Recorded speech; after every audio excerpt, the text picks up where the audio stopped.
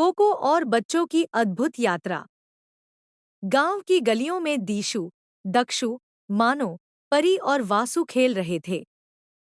तभी उनकी प्यारी चिड़िया कोको चहचहाती हुई आई और पेड़ों की ओर उड़ चली। बच्चों ने हंसते हुए कहा, चलो कोको के पीछे चलते हैं। और सब जंगल की ओर निकल पड़े। अध्याय 1। गांव से जंगल की ओर। बच्चे रास्ते में फूल तोड़ते, गाना गाते और हंसते हुए आगे बढ़े। कोको कभी आगे उड़ जाती, कभी पीछे लौटकर उन्हें देखती, जैसे रास्ता दिखा रही हो। अध्याय 2। जंगल का जादुई प्रवेश। जंगल में प्रवेश करते ही बच्चों ने देखा, हरे भरे पेड़ों से छनकर आती धूप, हवा में उड़ती तितलियां और रंग-बिरंगे फूल। परी ने कहा, ये तितलियां तो जैसे हमें नाचने बुला रही हैं। सबने तितलियों के साथ दौड़ लगाई। अध्याय 3। नदी और नहर का आनंद। नदी के किनारे बच्चे बैठ गए। दक्षु ने पानी में पत्थर फेंका और गोल गोल लहरें बन गईं। मानो ने कहा, देखो, पानी भी खेल रहा है। पास की नहर में बतखें तैर रही थी। बच्चों ने कहा, ये भी हमारी दोस्त हैं। अध्याय 4। पशु-पक्षियों का संग।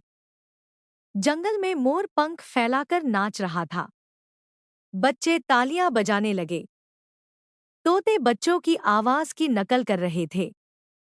हिरण दौड़ते हुए निकले और बंदर डालियों पर झूलते हुए हंसने लगे। अध्याय 5। झरने का आश्चर्य। थोड़ी दूर चलने पर उन्हें एक सुंदर झरना मिला। पानी की बूंदें सूरज की रोशनी में मोती जैसी चमक रही थी। परी ने कहा, ये झरना तो जैसे गाना गा रहा है। बच्चे खुशी से पानी में खेलने लगे। अध्याय 6। मंदिर का रहस्य। झरने के पीछे एक छोटा रास्ता था, जहां एक पुराना मंदिर था। दीपक जल रहे थे और घंटियों की मधुर आवाज गूंज रही थी। दीवारों पर जंगल, पक्षी और एक चिड़िया बनी थी, बिल्कुल कोको जैसी। अध्याय 7। साधु की कथा। मंदिर में एक साधु प्रकट हुए। उन्होंने मुस्कुराकर कहा, बच्चों, यह जंगल रहस्यों से भरा है। कोको कोई साधारण चिड़िया नहीं, बल्कि इस जंगल की रक्षक है। उन्होंने आगे कहा, प्रकृति हमें जीवन देती है, इसलिए उसकी रक्षा करना हमारा कर्तव्य है। अध्याय 8। बच्चों का संकल्प। बच्चों ने वादा किया कि वे पेड़ों को नहीं काटेंगे, पशु-पक्षियों को नहीं सताएंगे और प्रकृति से प्रेम करेंगे। उन्होंने कहा, हम प्रकृति की रक्षा करेंगे। कोको ने खुशी से चहचहाकर उनकी बात मान ली। अध्याय 9। गांव लौटते समय। गांव लौटते समय सबके चेहरे पर खुशी थी। दीशु ने कहा, आज हमने सीखा कि प्रकृति हमारी सच्ची दोस्त है।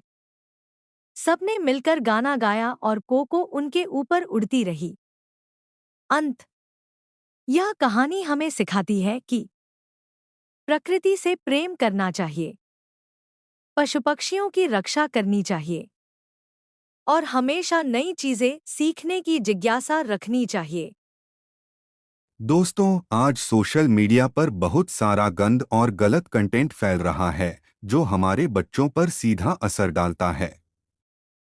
हमें ज़रूरत है कि हम खुद भी अच्छा कंटेंट बनाएं और अपने बच्चों को सही और गलत की पहचान सिखाएं।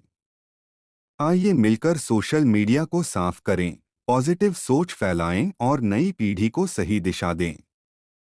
अगर आप भी इस मिशन का हिस्सा बनना चाहते हैं, तो हमारे चैनल को लाइक, शेयर और सब्सक्राइब जरूर करें, क्योंकि बदलाव हमसे ही शुरू होता है।